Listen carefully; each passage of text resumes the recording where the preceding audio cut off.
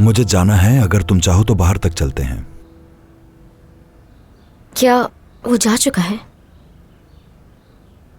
मरियम, हमें अकेले में कुछ बात करनी है, तुम जाओ यहां से। जी बिल्कुल करीम साहब। सबा, चलो तुम बाद में सफाई कर लेना।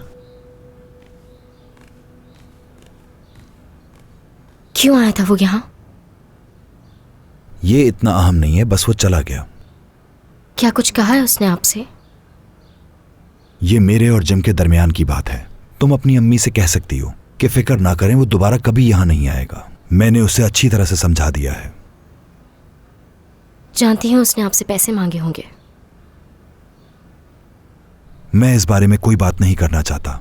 मुझे ऑफिस के लिए देर हो रही है नसरीन। करीम साहब, आपको लगता होगा कि हम बोझ बन गए हैं आप सब पर। मैंने कभी ऐसा नहीं सोचा नसरीन। तुम्हारे बाबा एक अजीम इंसान थे। उनकी वफादारी की कीमत अदा करने के लिए उनकी बीवी और बेटी का ख्याल रखना मेरी जिम्मेदारी है।